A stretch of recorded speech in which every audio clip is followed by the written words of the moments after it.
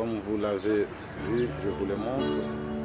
L'olivier n'est pas stérile, il a toujours des rejetons. Il a toujours des rejetons auprès de lui.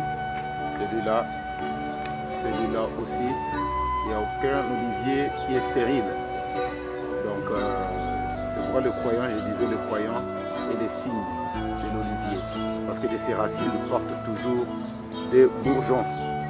La Bible dit, dans ta maison, il n'y aura pas de stériles, ni des femmes qui feront de fausses couches.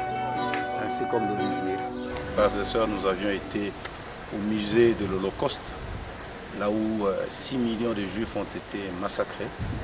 On a vu ça, vraiment, c'est émouvant, c'est difficile à filmer à l'intérieur, mais il y a des choses très compliquées à voir. Les morts, comment on a tué des gens, comment on les a maltraités, comment on les a fait des choses incroyables.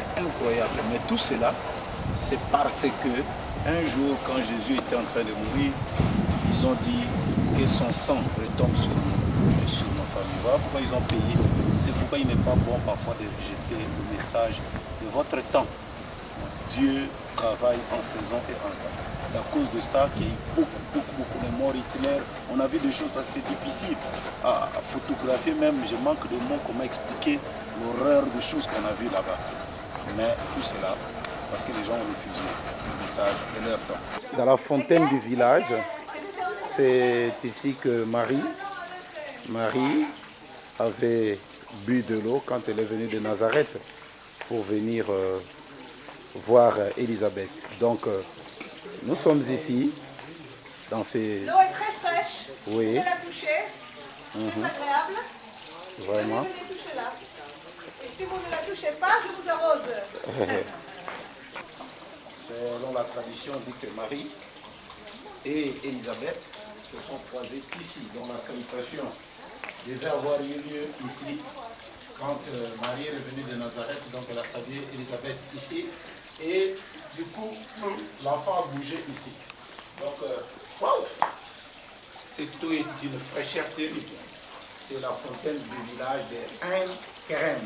C'est ici que Jean-Baptiste est né dans ce village. Ok.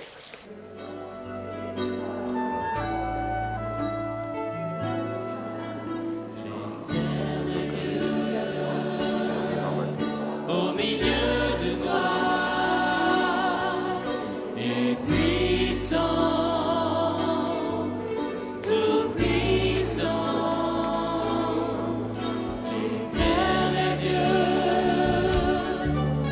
au milieu de toi. Ça, c'est l'ancien Kentucky. Du Nouveau Testament de l'Orient. C'est ici qu'est né le premier précurseur de Christ, Jean-Baptiste. Sur exactement là quel privilège. Tout personnellement, moi, j'ai trouvé que c'était un privilège immense. Dans le l'Est, l'Ouest, parle aussi, c'est comme précurseur de sa seconde venue. Ils attendaient d'avoir des maisons. Une maison d'hiver, une maison où il faisait chaud. Un endroit où aucun enfant ne cité la chaleur n'avait pas ici.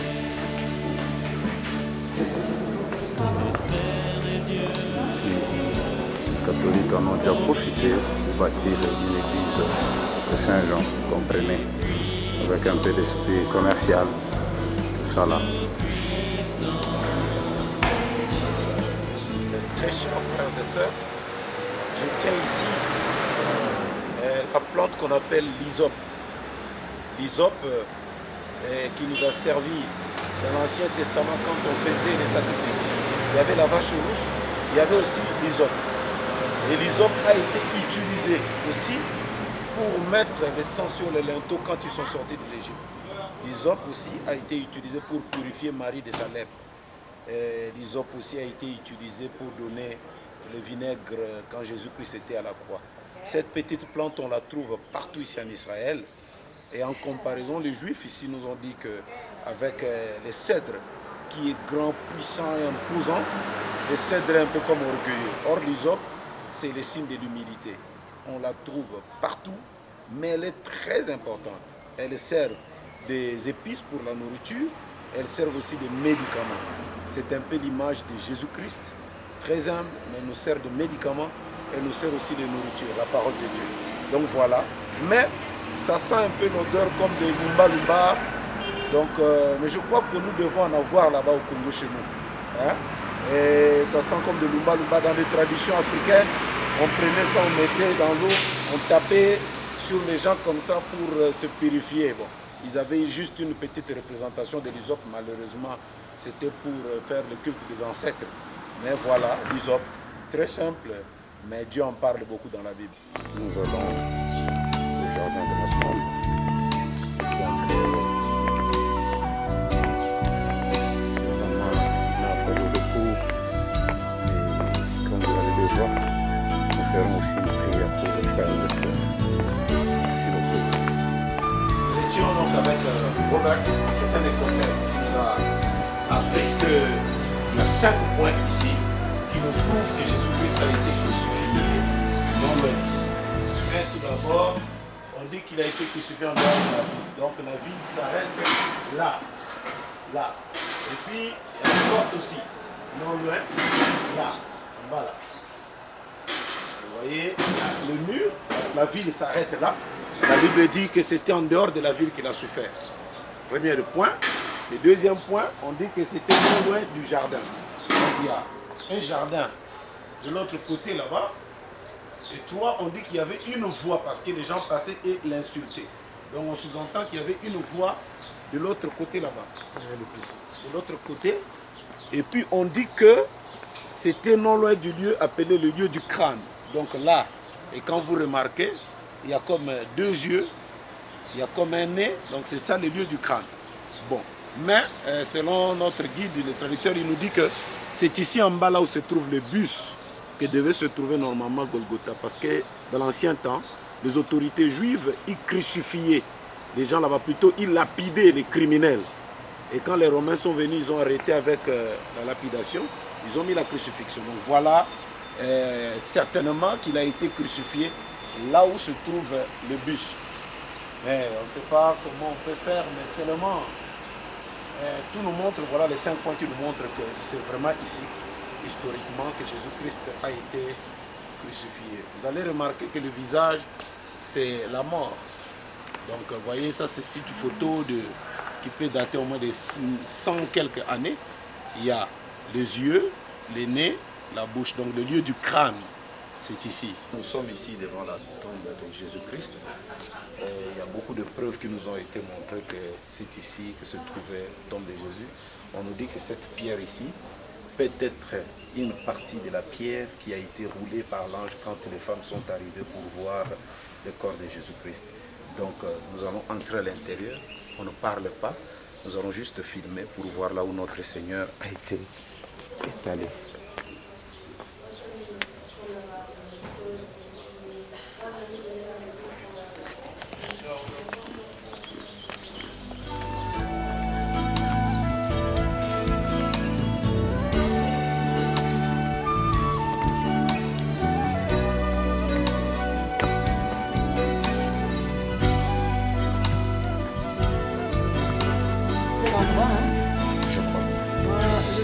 C'est sûr que c'est là.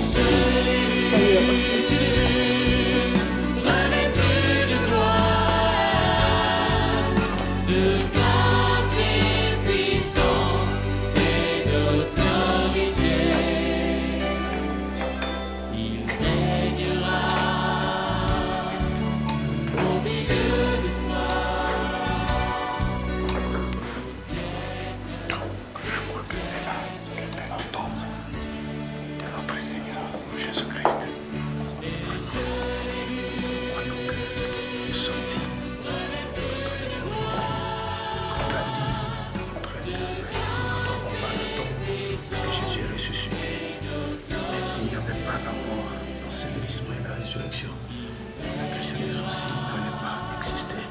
Que Dieu vous bénisse. Je vais prier pour vous. Nous sentons quelque chose de spécial ici. Seigneur, bénis tes enfants.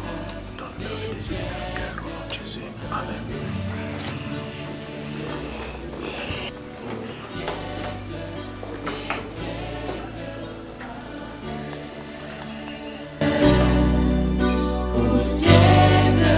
Des siècles, Amen.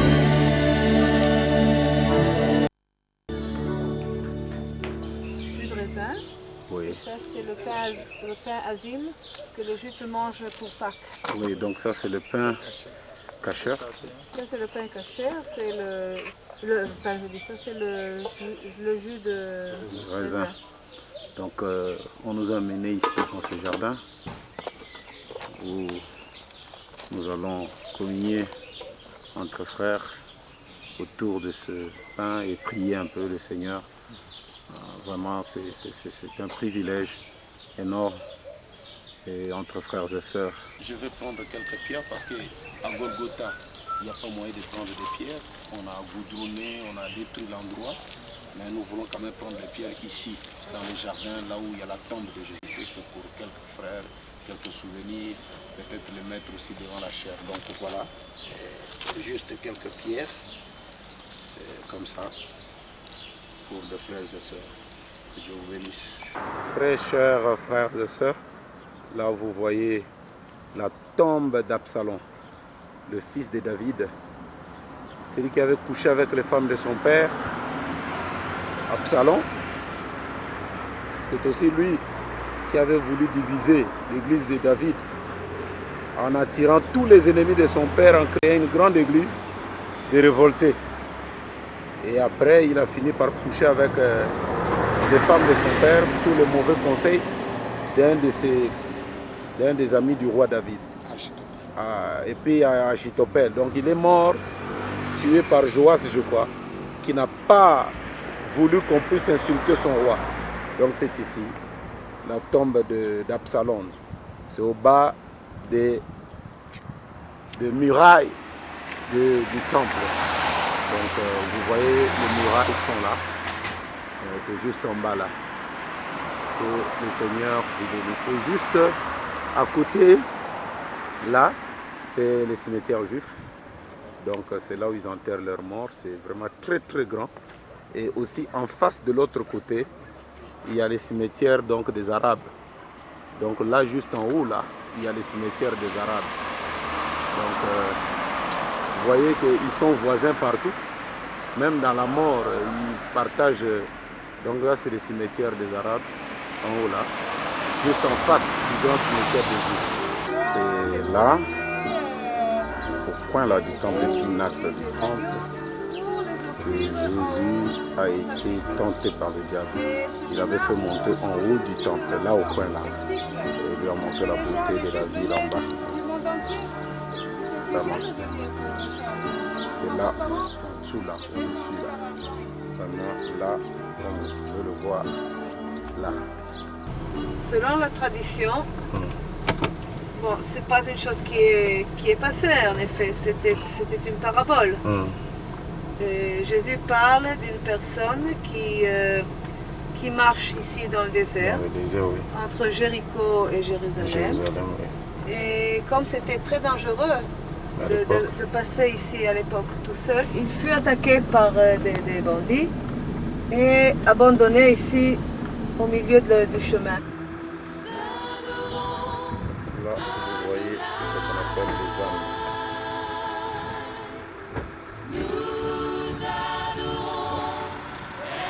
Ça c'est l'âme dans le désert.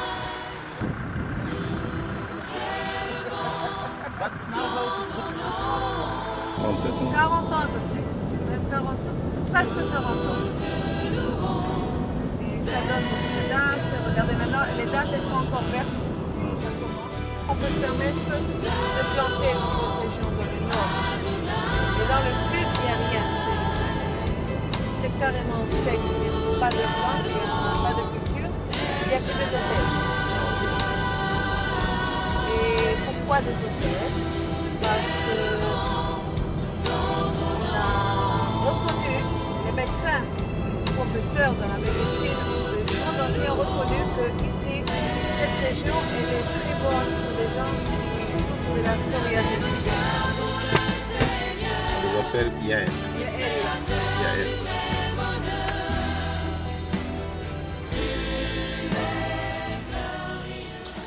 Nous avons un guédi, les grottes là, on nous dit que c'est là que David s'est caché quand il a été poursuivi par Saoul. Donc là, à l'intérieur là, le grand-père de Jésus-Christ. Il y a des eaux, bien que tout est sèche, mais là-bas, il y a un peu des eaux qui descendent et tout ça. Dieu vous bénisse. Donc, frères et sœurs, je viens devant le mur de lamentation. J'ai ici les requêtes pour les frères et sœurs. Donc, j'ai écrit à mon Dieu. J'ai déjà mis la requête de mon frère Benjamin là-bas.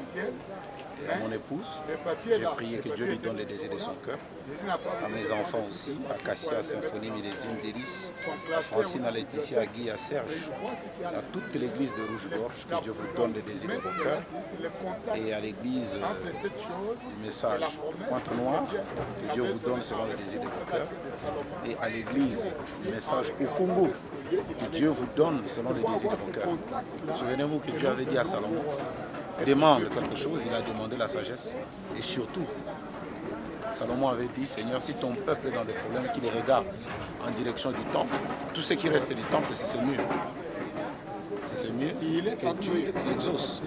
Donc voilà pourquoi je demande cette grâce aussi pour tous les croyants. Et aussi j'ai une requête spéciale pour mon frère Jean-Pierre qui a fait que nous puissions arriver ici à mon frère Jean-Pierre. Et aussi, j'ai une requête spéciale que j'ai demandée à mon Dieu, pour moi et mon épouse. Donc voilà, je vais aller prier et donner ces requêtes-là.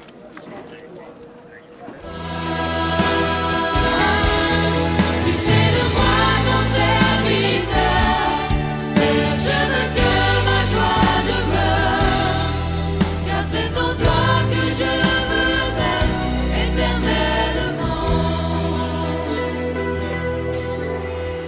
Nous adorons Adonai, nous adorons El Shaddai, nous élevons ton grand nom. J'écoutais la musique africaine qui disait buvez du lait, Africa lait, c'est l'harmonie. Oui, Celui qui boit Africa lait, c'est de l'harmonie. oui. Alors je dis que si les Africains, ils étaient restés dans leur culture, dans leur musique, ils s'étaient débarrassés des Occidentaux et de toute leur influence occidentale, ils seraient très bien.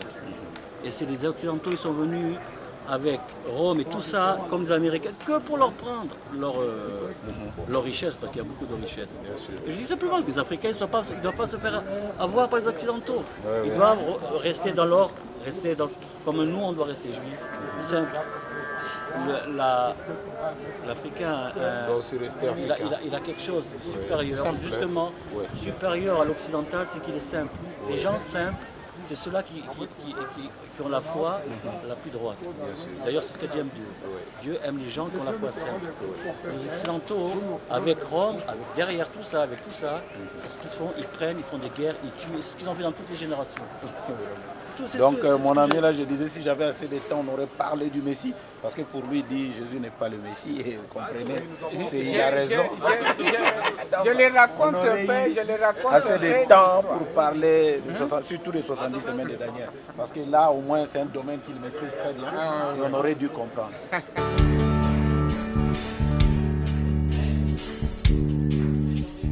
Mes frères et sœurs, nous sommes donc devant le temple. Ici devait être le parvis. Donc toute cette partie ici, tout le monde devait se retrouver, les païens, les gentils et tout le monde. Donc nous sommes ici au parvis du temple. Et quand nous avançons un peu plus devant là-bas, nous trouvons, selon les sites archéologiques, qu'il y avait une clôture qui barrait, donc c'était le lieu saint. Le lieu saint, et après là-bas, le lieu très saint, qui est aujourd'hui occupé par les musulmans. La mosquée de Mar dont le prophète parle. Donc c'est ça, nous allons nous avancer pour voir un peu le lieu très saint de près, mais ce n'est pas permis, nous ne pouvons pas entrer. On va juste aller jeter un regard. On nous a demandé si nous étions des musulmans pour y entrer. Malheureusement, nous sommes des chrétiens. Merci. Le temple qui est déjeuné aujourd'hui, la mosquée d'Omar. Et c'est ici qu'était le lieu très saint, donc j'ai franchi le parvis, le lieu saint, et voilà là où était le lieu très saint. C'est fermé. On nous a demandé si nous étions musulmans, comme ça on pouvait entrer. Et comme nous sommes chrétiens, on ne peut pas entrer. Donc voilà un peu cette chose-là d'homme. Et Israël soupire pour ce temple ici, là. Et vraiment, nous croyons que ce temple sera, le truc ici sera bombardé, comme dit le prophète. Et de là commencera la 3e guerre mondiale, comme ça a été écrit. Merci beaucoup. Comme je le disais, ça c'est du côté des femmes pour la prière. Et il y a une clôture qui sépare, là c'est du côté des hommes. Voilà. Du côté des hommes, du côté des femmes, ils ne se mélangent pas. Merci. Oui, collé à la montagne. C'est un monastère tout construit en pierre. Ça appartient aux Grecs orthodoxes et il s'appelle le Karantal. Et là-bas, c'est le mont de la tentation de Jésus. Et en dessous, c'est Jérusalem. Et la vallée qui est sous cette montagne, c'est la vallée de Vadikelt. En hébreu Jordanie, ça se dit Yarden. Yarden, c'est le nom du Jourdain. Oui.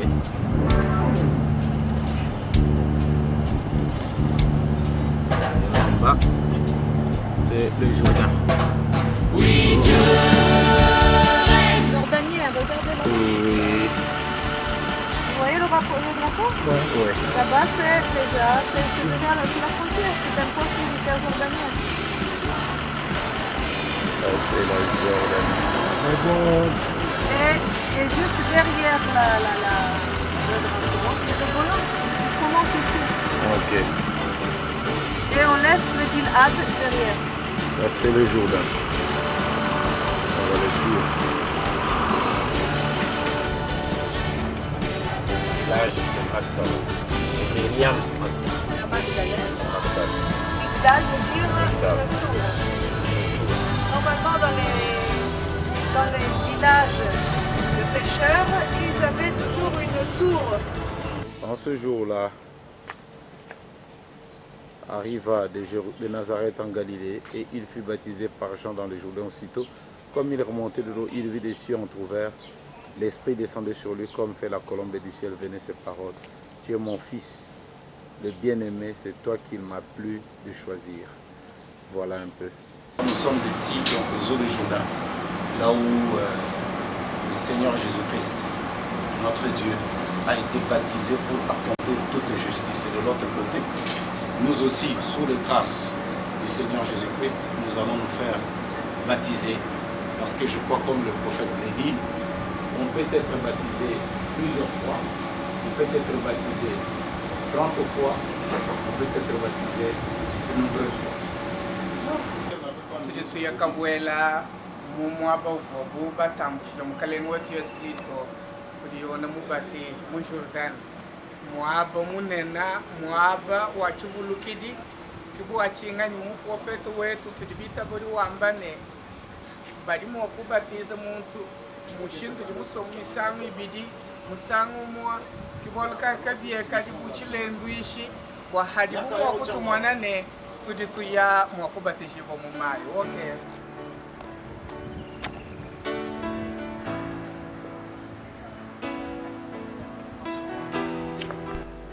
Nous sommes ici au Jourdain, là où le Seigneur notre Dieu a été baptisé.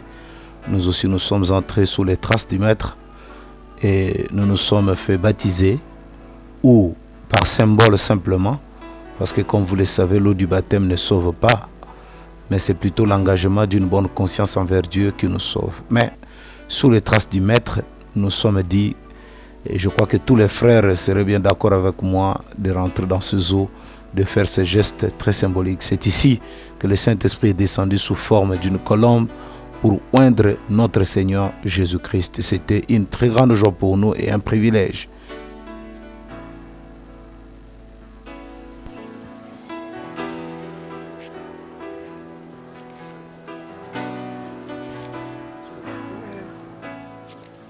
Là où Jésus a marché sur les eaux. Je voudrais essayer, mais je crois que je vais m'enfoncer. Ah, Je rentre, on dirait, je ne peux pas. Je m'enfonce, mon Dieu. Vous vous rendez compte? C'est ici qu'il a marché sur les eaux. C'est ici où il a dit à Pierre, marche. Et c'est aussi ici qu'il a calmé la tempête. Ici. C'est aussi ici que Pierre a pêché pendant toute la nuit, il n'a attrapé rien. Et Jésus lui a dit, jette le filet à gauche. Donc voilà un peu, frère, ça nous fait tellement de la joie. Et nous voulons partager cette joie avec vous sur les traces du Seigneur Jésus-Christ. Pasteur Pierre, bonjour. Bonjour. Pourquoi on appelle ces eaux, et pourtant c'est un lac, pourquoi la Bible utilise tel les termes de la mer de Galilée? Pourquoi? C'est parce qu'à l'époque, quand on avait découvert ces lieux, on croyait véritablement que c'était une mer. Pourtant, c'est un lac avec les eaux douces. Maintenant, je crois, avec la science, les vies aériennes, on a pu prouver que c'est juste un lac. Il y a les eaux du Jourdain qui relient avec ça. Donc en ce moment-là, les eaux étaient plus que ça. Ah oui, étaient plus que ça. Parce qu'il y a aussi le réchauffement de la planète et toutes ces choses, les niveaux des eaux diminuent. Donc au temps de Jésus, et ils croyaient réellement que c'était une mer. Ouais. C'est pourquoi la Bible, ne soyez pas surpris, quand vous pouvez voir les eaux, le lac, ou encore la mer de Tibériade. C'est ça la mer de Galilée. Oui, elle a une largeur de 12 km. Et puis sa longueur, c'est une vingtaine de kilomètres. Ouais, au moins 24 km. 24 km. Ok, que Dieu bénisse. Amen, Dieu bénisse. Et oui, chers frères et sœurs, sur les traces du Seigneur Jésus-Christ, nous étions là en bas, là où Jésus a marché sur les eaux. Ici, nous sommes sur la montagne des béatitudes, là où Jésus a dit, heureux l'homme qui, heureux l'homme qui, heureux l'homme qui craint Dieu parce qu'il verra Dieu. Heureux le pauvre en esprit. Il enseignait ici, sur la montagne des béatitudes. Et c'est ici vraiment, nous disons à tous les frères et sœurs, de lire encore une fois ces versets, les béatitudes, parce que ces béatitudes ont été oubliées. Que nous ne devons pas nous réjouir simplement des choses de la terre, mais parfois quand on est aussi pauvre, on doit se réjouir parce que dans la pauvreté, ça pousse l'homme à chercher Dieu. Ne soyez pas simplement comme aujourd'hui, venez, vous aurez de l'argent, venez, vous aurez ceci. Mais le christianisme, c'est au-delà de l'argent, comme j'ai l'habitude de dire. S'il faut seulement bâtir sa foi sûre, venez, vous aurez un mariage, venez, vous aurez un visa, venez, vous allez voyager. Le président, les ministres, qu'est-ce qu'ils viendront dans nos églises faire? Parce que quelque part, ils ont déjà reçu ces choses dans le monde avant de devenir chrétiens. Mais nous devons accorder plus de l'importance sur le royaume des cieux.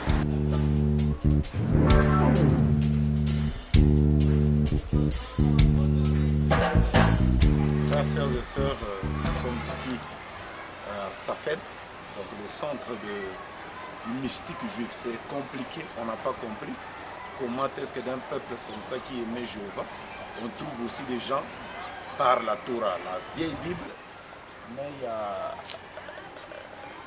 les centres de Kabbale, donc la magie juive, par la Torah, tout ça, c'est compliqué parmi les enfants de Dieu. Par la Bible, vous trouvez quelqu'un qui fait de la magie et il y avait même Madonna qui prie là-bas, donc il y a des choses, des gens deviennent fous ici, on nous a appris ça. Donc c'est pour vraiment faire très attention aux enfants de Dieu, de leur dire de faire attention. Ce n'est pas partout où vous trouvez quelqu'un avec une Bible qui sert Dieu, parce qu'ici aussi, il y a des enfants de Dieu, tu le vois rabbin avec la Torah, mais il fait la magie, ce qu'on appelle la Kabbale. C'est compliqué. Cet homme ici, il s'était pris un certain moment pour... Il s'est pris pour le Messie. But for Jews, how they consider him? As a Messiah or like something like that?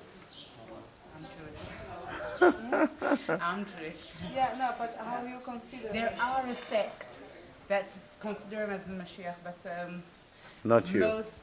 most people, there's like a very small sect that consider him as Mashiach, but most people know that he was a very, very great man. Maybe in his time he could have been the Mashiach, but he passed away, so we've missed the boat. Must be somebody else now. Thank you. Thank you very much. Ici, et quand il est venu, Pierre, comme vous le savez, la Bible dit, il avait péché Hein? Il avait péché et ils n'avaient rien eu la nuit. Il était même nu au bord. Il était en train de préparer du pain, je ne sais pas comment. Et le Seigneur est apparu ici. Et il lui a dit, est-ce que Pierre, m'aimes-tu, paie mes brebis. Donc nous sommes vraiment dans la joie de marcher sur les traces du Maître. Et je crois que c'était quelque part ici après la résurrection. Et d'ici, on est assis ici sur un cœur de pierre. Vous voyez la forme, c'est la forme d'un cœur, mais en pierre ici. Là. Seulement, s'il y a une prière, c'est de dire à Dieu, Seigneur, plus jamais de cœur de pierre. Donne-moi un cœur de chair. Et pasteur Quick, tu es assis sur un cœur de pierre. Qu'est-ce que ça veut dire pour toi? Bon, dans un autre sens, Oui. je suis debout sur le rocher. Ah oui. Et le rocher, c'est la révélation. Amen. Et Jésus a dit à Pierre, à cause de la révélation qu'il avait reçue, que tu es Pierre, sur ce rocher, c'est-à-dire la révélation, je bâtirai mon église. Le pasteur Quick est bâti sur le cœur, le rocher.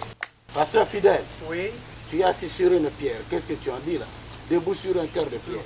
oui, ça me rappelle ce que la Bible a dit à Ézéchiel, comme Dieu leur avait promis que je vous donnerai de cœur de chair. Oui. Alors, ça me rappelle une prophétie qui disait, je changerai ce cœur de pierre et je vous donnerai une cœur de chair. Alors, ce que nous pouvons, nous tous, ça nous donne une leçon. Debout sur ce cœur de pierre, que ça devienne réellement ma prière pour toujours, que le cœur de pierre soit maîtrisé sous mes pieds. Oui. J'en veux réellement de chair, et pas seulement un cœur de chair, mais aussi un esprit. Amen. Pasteur Pierre. Ah, comme vous le dites bien, ça c'est mon endroit. C'est ton endroit, oui, bien sûr.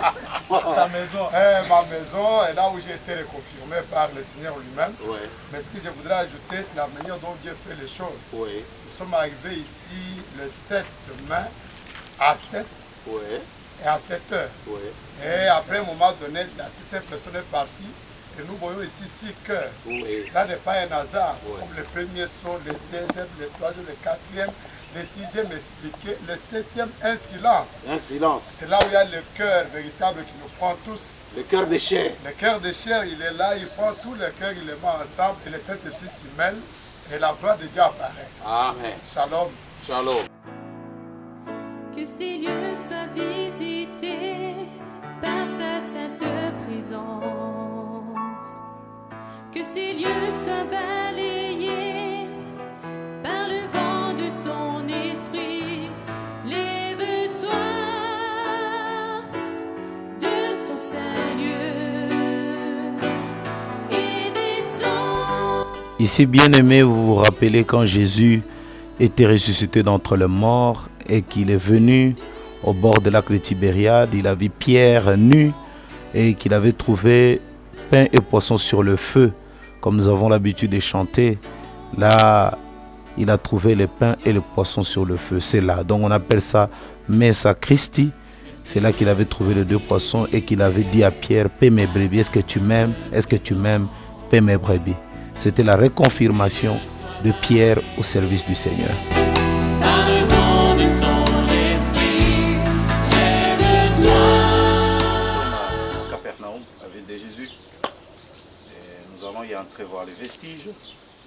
Et comme beaucoup de frères aimeraient bien savoir qu'est-ce qu'il y a à l'intérieur, comme vous le savez, le ministère de Jésus-Christ a beaucoup brillé de ce côté ici. C'est un peu comme notre Arizona, notre ouest, l'ouest de ce temps-là de la Bible. C'est notre ouest aujourd'hui, c'est l'Arizona. Donc nous allons y entrer à l'intérieur et voir. Allons-y. Ça, c'est ce qu'on appelle le pressoir. Gatchaman. Gethsemane. Du nom. Ah oui, c'est ridicule qu'un juif fasse un cadeau à un temple romain. Et à gauche, on voit une petite pelle qui servait pour l'encens. Je n'ai rien à vous ajouter pour ça. Ah, une autre chose aussi, passer à côté. Okay. Et l'empereur Adrien, c'était l'année 135.